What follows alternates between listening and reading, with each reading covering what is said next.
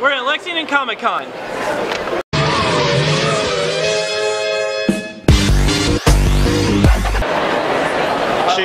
I'm at the Lexington Comic Toy Con.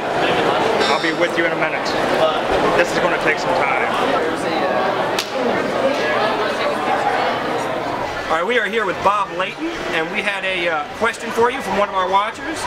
I'm here to serve. Alright. With Iron Man's Demon in a Bottle, you confronted Tony's alcoholism, which has since become a defining arc for the character. It also made him stand out by giving him a human flaw. What made you feel that it was important to tell this story? And was it difficult to get editorial approval? First part of the question. When David Mickley and I took over the book in 1978, even by those crude scientific times, heart transplants were commonplace. It seemed to us that for him to be fighting Ultimo, and the way every other story ended was that he'd grab his chest and fall down and have a heart attack. And, you know, that was his kryptonite, his weakness. And it didn't seem logical to us. And I don't know anyone's had 50 heart attacks and lived other than Dick Cheney, okay? So, there's, you know, to us, it was like we were going to create a new world, a corporate world for Tony Stark.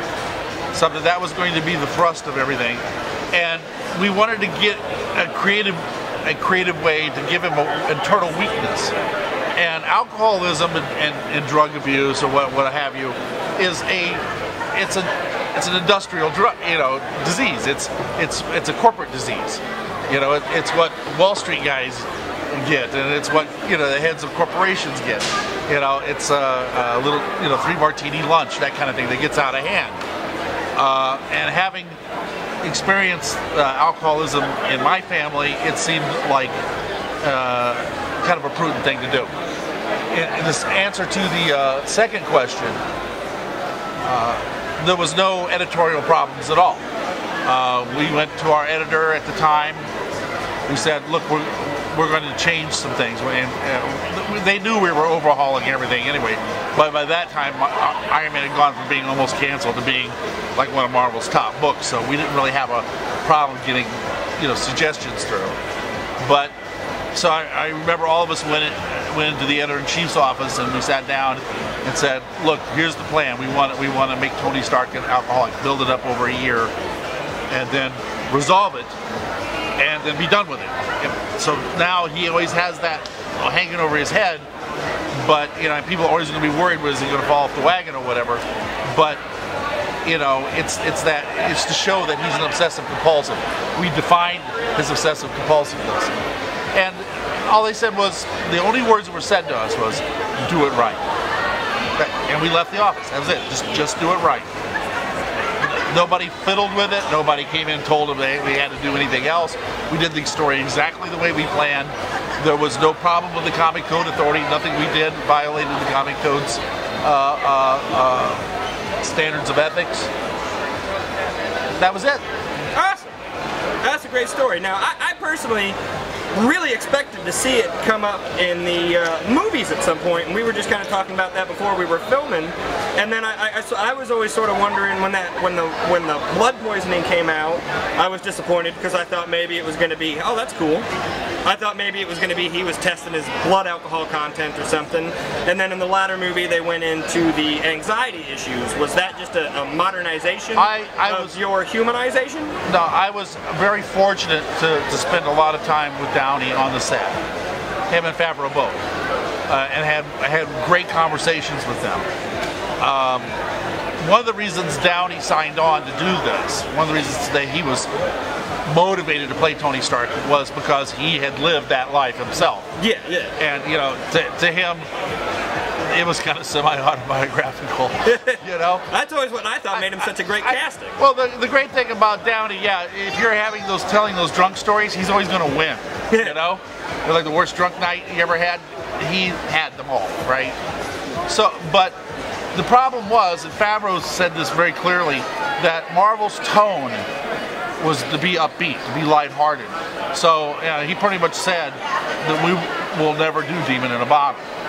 because that's not the audience we're going for. Dark and Gritty's the other movies. I think they kind of wrote in the drunken scene in Iron Man 2 to kind of placate Downey. Okay. You know, allow him to play drunken Tony Stark. You know, I think,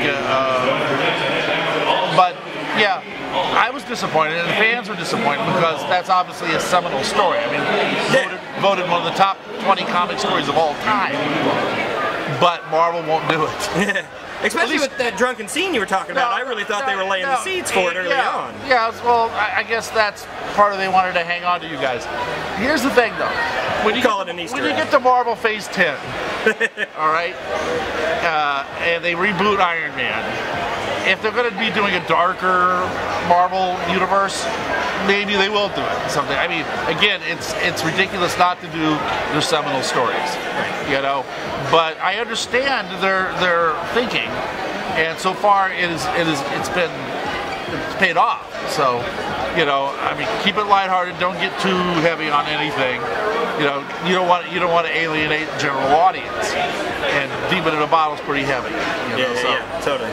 So I hope that answers your question. It does. Thank you so much for talking to us. All right. All right. Thank you for coming to Lexington. My pleasure. We are here with Joel Adams, and we have a fan question for you from one of our viewers.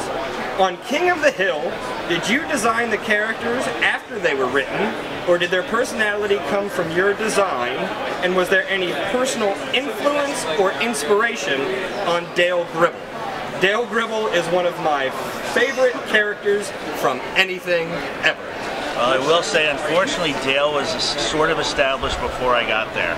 I did a lot to clean him up, but he was kind of designed before I got there. I think he was a little based on a little bit of Mike Judge and a little bit of, somebody said Johnny Hardwick, who was the voice for Dale Gribble. As far as designing characters, I would get a script, then we would go listen to the table reads where the actors would get together and listen to the voices, and that's when I would get a lot of my ideas for drawing the characters. So I would hear the voice first, and then based on that I would design a character. A lot of times I would do it right there at the meeting because I would get a picture in my head of what this person's face might look like, and I would draw it out while I was listening to it, shoot my sketchbook over to the director, he'd sign off or make a change, send it back to me. I do a lot of their work right there, so it came after the voices. Awesome. All right, well, thank you for taking the time to talk to us today, man.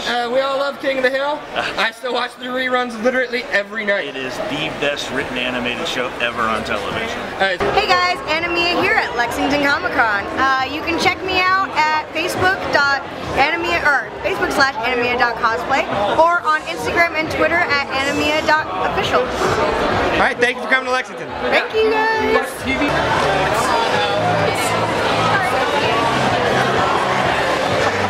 Alright, we are here with Neil Adams, and we had a question from one of our viewers. Okay. They wanted to know, what part of your historic runs are you the most proud of? Is there any project, that's I guess a second question, and is there any project that you wish you could do or do over? I'm pretty much proud of everything I've ever done for DC or even for Marvel. I do like the Green Lantern Green Arrow series because we changed the face of comic books with that. I like the Batman vs. Muhammad Ali because we introduced a black character who was a real live character into a superhero comic book and changed people's minds about comic books even that way. I like Batman Odyssey because it's one of the first real novels in comic book form that has endings and middles and beginnings that work like a real comic book novel.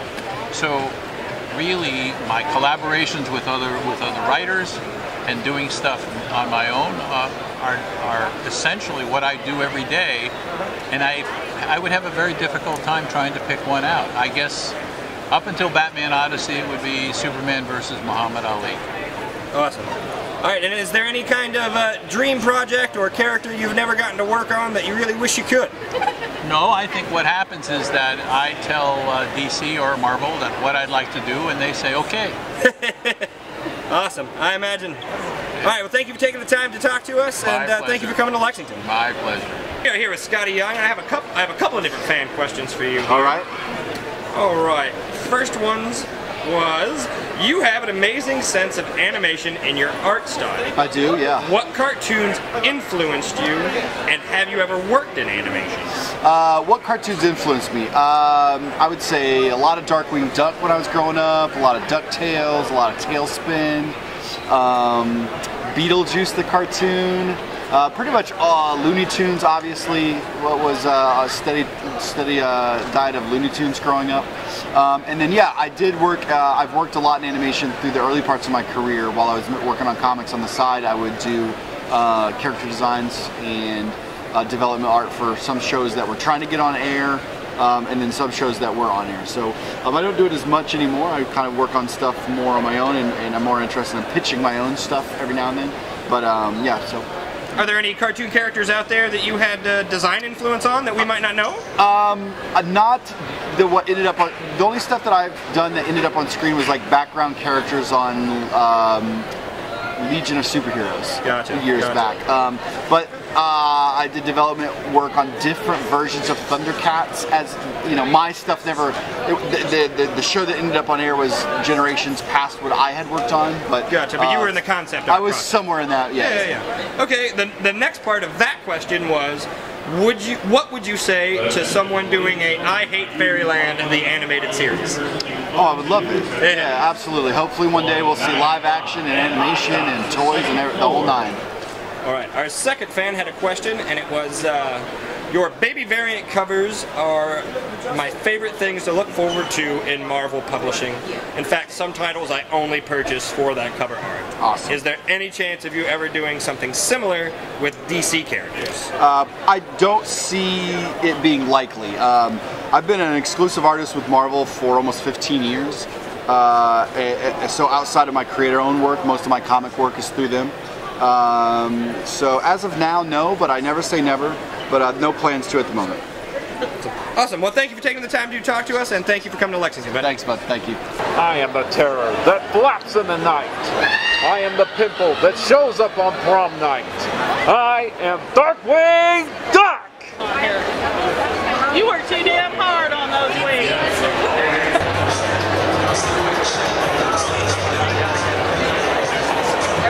We are here with Rico Renzi, and we had a question from one of our viewers, one of our fans, and they wanted to know, how do you go about choosing color palettes for your superhero designs? For the palettes on a superhero, I start with what is recognized by that character, and then I usually try to have fun on the background. I keep the superheroes pretty much like their standard coloring, and then go crazy on the background.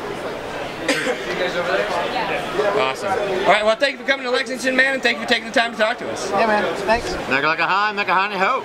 Okay, we are here with the legendary Mick Foley, and we have a couple of questions from our viewers for you. Okay, are they appropriate? Yes. Age appropriate? Yeah, certainly. All right, the first question they had is, how would you book next month's WrestleMania? And I'm guessing they're asking about the main event. Like, who would you really like to see in there? Oh, man, I don't like to, here's the thing.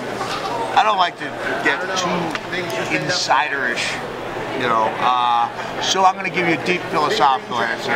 The main event is whatever you decide it is. For me, the main event is the women's match. So I hope that we see a phenomenal women's match, and one that we'll look back on as a pivotal moment in female wrestling history.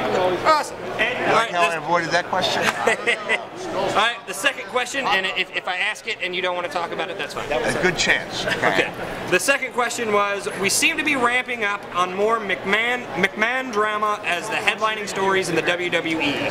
While that certainly helps short-term ratings, do you think that it's a sustainable, worthwhile direction to go? Yeah, I think the McMahons, who I will intend to be working for in the near future, the McMahons are amazing performers. Having Shane McMahon back is a huge boost for the company. I'm on record to say that although in general I'm tired of like the struggle for power in WWE, I'm on record as saying if Shane McMahon came back, that would change everything, and so it has. Awesome. All right, well, thank you for taking the time to talk to us today, man, and thank you for coming to Lexington. Have a nice day.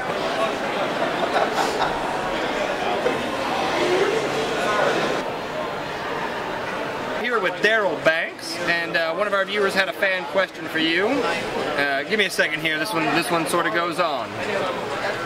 All right. creating newer versions of older characters was a pretty big trope in the 90s. We were given the Jean-Paul Valley Azrael Batman, Artemis as Wonder Woman, etc. But really only Kyle stood the test of time. Why do you think this is? And also, how did you try and differentiate Kyle from Hal? And was it your idea to make Kyle a cartoonist? Well, I'll start at the end there. It was actually not my idea to make him a cartoonist. I love that idea, but I can't take credit for that. But as far as how we wanted to differentiate him from Hal was more like the, you could say like the Top Gun soldier. He was not the guy next door. But we thought, well, let's take it in a different direction and have Kyle be a character that you could readily identify with. We endeavored to show that he had to learn one step at a time, and we felt that would be more appealing.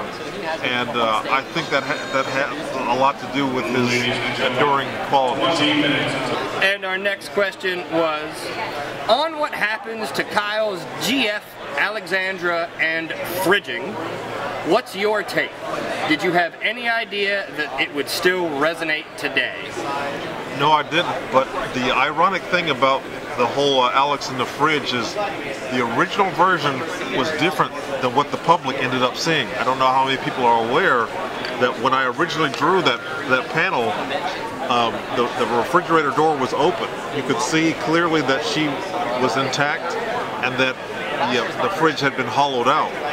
But someone got the idea, and I don't know who it was,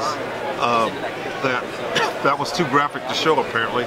So they had the door redrawn semi-closed. Now, I don't know about you, but I can't fit a body in my fridge unless they're in pieces. So in an attempt to, I guess, censor it, they made it 100 times worse. So that's the interesting thing about that. And another thing was, my editor told me that we received more letters about the death of Alex than we did Hal becoming paralyzed. So that's a little food for thought, which especially I thought that was unusual because Alex is not a character with a lot of history, but apparently she caught on well and caught on quickly, and that was unexpected. But she was really created to be an analog to, just like Peter Parker had Uncle Ben, Alex was going to be Kyle Rayner's Uncle Ben. They kind of to snap him out of a sense of just doing it for fun to really becoming a serious superhero after she passed away. Awesome. All right, well, thank you for taking the time to talk to us today, and thank you for coming to Lexington. All right, thank you. Have a great time.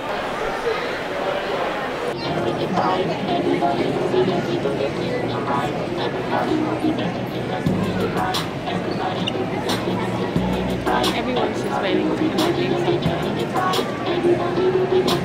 Hey guys, this is Yaya Han, and if you like cosplay stuff, check out my website, yayahan.com, and follow me on social media.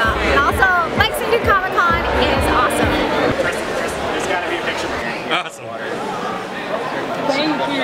I'm with Greg Grunberg, and I have a question for you. Yeah. And I just gotta think that being an actor, that one of the biggest dreams for any actor, especially anybody who had any kind of a nerdiness growing up, that getting a role in a Star Wars movie has just got to be what it's all about. I mean, Big Ass Spider was pretty cool, right? Heroes, also very cool. But yes, growing up, being a huge fan of Star Wars, and then to actually get the opportunity to be in that movie and then to be a character like Snap Wexley, it's like, are you kidding me? It was just the coolest thing that could possibly have happened. And on top of all of it, I'm working with my best friend, JJ, who we grew up together. So it was all great. Really awesome. great. Awesome. You got anything coming up that you'd like to tell us about? Yeah, I'm in Star Trek Beyond, which is a movie coming out. I'm very excited about that. And then I've got this for all you comic book fans out there. This is a graphic novel that I have coming out called Dream Jumper. This is from a dream that my son had where he woke up and it was a nightmare, and I asked him what it was, and he said, I dreamt that I was a superhero jumping in and out of my friends' dreams, and I was saving them from their worst nightmares. And I was like, don't go to sleep. Daddy's going to go get his laptop. And we wrote this, and it's coming out in June. Scholastic is putting it out. It'll be in all the, the book fairs and all the comic book stores on free comic book day. You'll be able to pick up a couple chapters. We always do a big event for free comic book day. Yeah, free comic book day. And I'm looking forward to it. Dream Jumper, man. Yeah, definitely. All right, thank you for taking the time to talk to us, and thank you for coming to Lexington, bud. Take care. We're here with Samantha Newark, and we had a question for you, a fan question from one of our viewers. Oh. Okay, and they wanted to say, that show stood out amongst 80s cartoons for its diversity. What modern shows do you feel exemplify that? God, that's something I would need to think on, for sure. You know, honestly, I don't watch a lot of television. I'm a songwriter, and I've really been doing just kind of buried in my songwriting stuff. I would have to get back to you on that one. No worries. Sure. And in the show, they did over 180 music videos. Is there any one of those that stood out as your personal favorite? Oh gosh, well, I am partial to It's Only the Beginning. Just because it gives me goosebumps still. It really does. I love it. And do you still remember all the lyrics? Well, I'm not the singing voice of Jem. I'm the speaking voice of Jem and Jerica. Oh. And Britta Phillips is a singing voice, and it was top secret. Nobody knew that it was. I say I did not know. Yeah, she did all the singing on the East Coast. The music was all done on the East Coast, and all the voice actors were cast on the West Coast, and they matched our speaking voices to the singing voices. Oh, awesome. A historical fun fact then. Right? Awesome. Have you got anything coming up that you would like to let us know about? I'm, as a lot of people on Jem and different shows where we do more than voice acting, I'm a singer-songwriter and have been for a lot of years, and so I'm embarking on my third album. It's going to be a dance, pop, sexy, fun album, and it's coming out in the fall. I'm working with Pledge Music. I'm very excited. Awesome. Is there a website or something where you can check you out? Yeah, you can find me at SamanthaNewark.com. It's got my Instagram, Facebook, my music, mailing list, all that stuff. So awesome. All right, well, thank you for taking the time to talk to us, and thank you for coming to Lexington. Thank you for the invite. I'm having a good time. Okay. We are here with Bob McLeod, and we had a question from one of our viewers. And they said, your work on New Mutants was always great. Your pencils were really good at conveying naturalistic take on teens, both in bodies and facial expressions. A lot of artists seem to have difficulty with this. Any tips? Also, who decided to make Cannonball a Kentuckian? You or Claremont? Well, drawing teens and individual people is something I learned from Mad Magazine. You just have to think of people as individuals rather than a stereotype.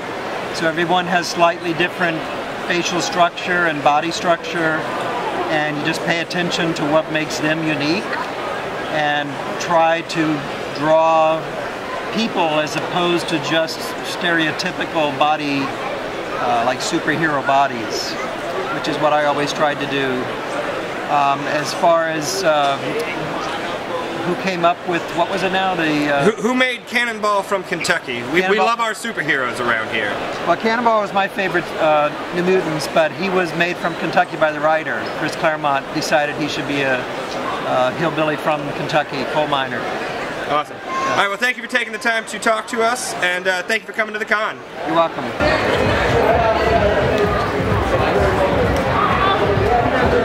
Hey guys, I'm Kristen Huey. I'm here at Lexington Comic Con, and you can find me all over the internet if you just search Kristen Huey. Facebook, Instagram, Twitter. I love social media. All right, thank you for coming to Lexington. Thank you.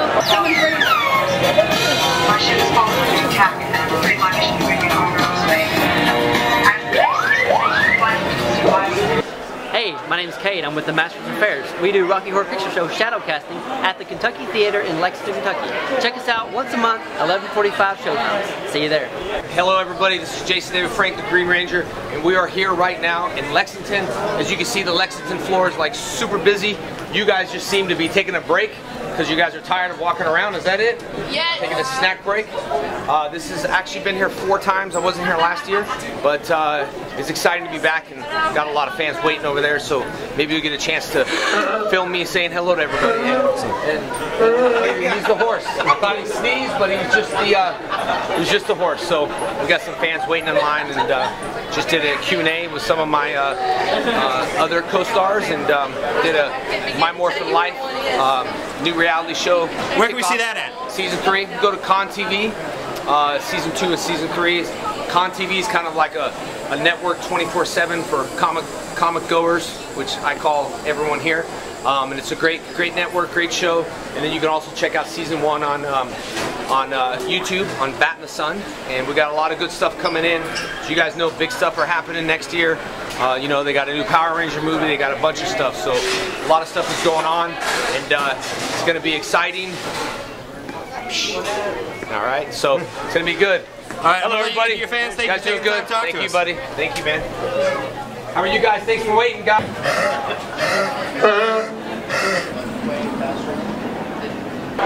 What's up? I'm Justin Stewart, aka Justin3000. You can find me under that moniker on various places on the internet. I do comics, illustration, art, pretty much whatever. And I'm here at Lexington Comic and Toy Con kicking it with my best friend, son of Ken, Mark Hughes. Look him up on Instagram. So, bye. All right, we are here with Chris Schweitzer, man, and your artwork here really kind of caught my eye. And I'm just sort of wondering what took somebody, or what took somebody with an artistic background and got you into comic books. Well, it's a mix of loving to draw, which is always a big part of it, but also just all of the peripheral things that go into comics. I had a lot of interests, and I think there are a lot of creative people who have trouble narrowing things down. And what's great about comics is that you don't have to narrow things down. You can write, you can do research, you can draw, you can design, you get to act, you get to direct, you get to do the whole shebang, and you get to do it without pants if you want to, because you work from home. So it's a great gig. It's a chance for me to sort of take all these different disparate elements and combine them into one medium that I can sort of invest myself wholly in. And there's also a lot of just technical components of comics that are really a lot of fun. Like, I love the formal challenge of, you know, trying to integrate sound effects into the art, and the way that a page is laid out, and the way that a page turn works, and all those things that make comics a specific reading experience. I love tackling those from a making standpoint. Awesome. Well, thank you for taking the time to talk to us, and thanks for coming out to the con, man. I really didn't. I'm Jake Parker. I got two things I want to talk about. First, my book Drawings 3, which is a collection of my drawings from the last year. It's awesome. High resolution scans, printed how they look just in my sketchbooks. It's a great book if you need inspiration on what to draw for the day, or you just like looking at cool art. Number two, my YouTube channel. It's Jake Parker 44. I talk about art, I talk about living a life as an independent artist, and I do drawings like these while I talk. So what's not to lose there? It's a win for everyone. All right, thanks. See you guys. All right, we're on official record then. We got to settle a bet. Okay. Is it Ra's al Ghul or Ra's al Ghul? Well, I suppose if it was spelled R-A-S-C-H, it would be Ra's al Ghul. But since it's spelled R-A-S, it's got to be Ra's al Ghul, because that's what the English language says it's got to be. And we didn't write it in Arabic. So just as in English, if you write crescent roll, it's a crescent roll. It's not a croissant, as in French. In English, it's a crescent roll because it's shaped like a crescent, and you can't take crescent roll and mispronounce it in French. And you can't find a way to pronounce Raz as Raish unless your vocabulary is affected and you want to seem impressive to other people like women. All right, well, thank you once and for all. We now know the correct pronunciation. That's right.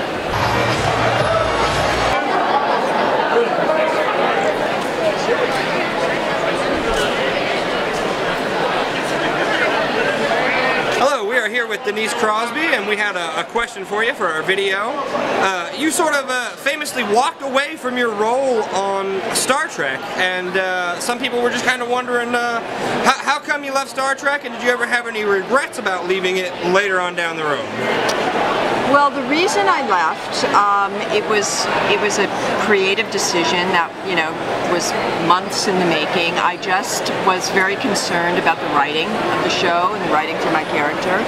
I didn't realize that I would come back and play my own character's daughter, so there were absolutely no regrets. It was the right thing for me to do, and you know, I remain part of this incredible franchise.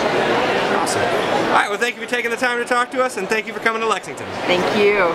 Okay, we are here with Barbara Goodson from Power Rangers fame, the voice of Rita Repulsa, and I just was wondering, what do you think about the casting of Elizabeth Banks to play the part of Rita Repulsa in the new Power Rangers movie? I think it's really intelligent.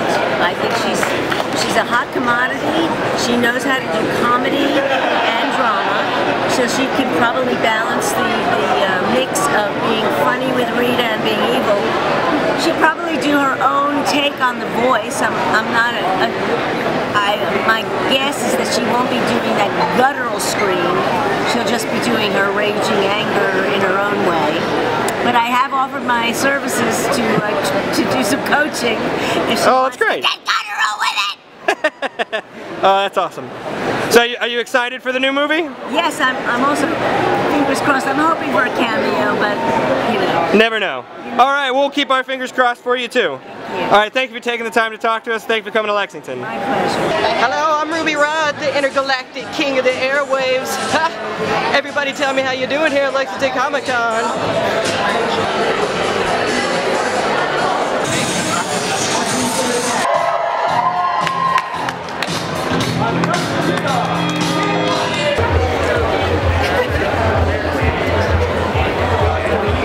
I'm Jessica Negri and I live with my mom.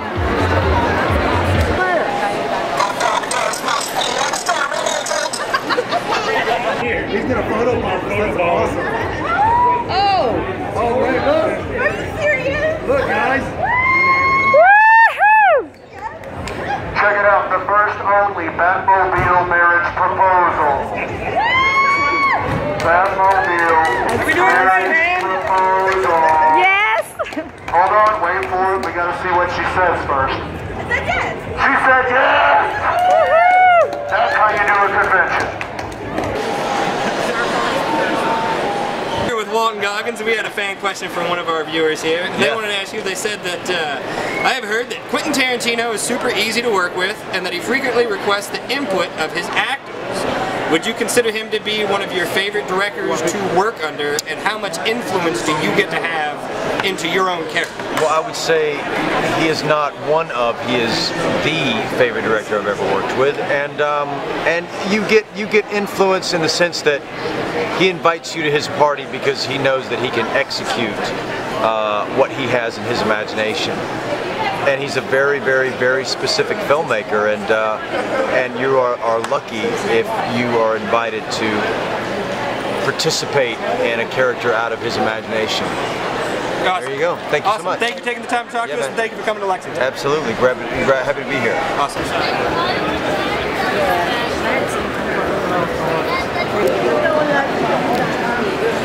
I'll tell you if you want to get in.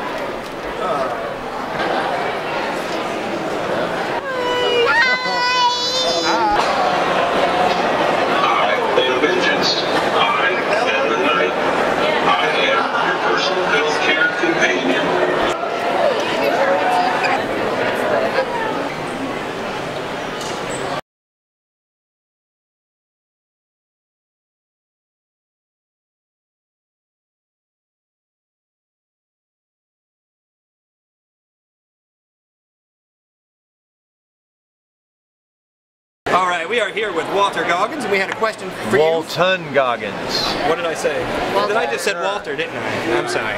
We just did that on Very Conan. embarrassing. We just did a big bit on take that two. on Conan. I saw that, yeah. Sorry about that, No man. worries, mate. All right, we are here with Walton Goggins, and we had a question. It's Walter. I'm just kidding. Go again. Go again.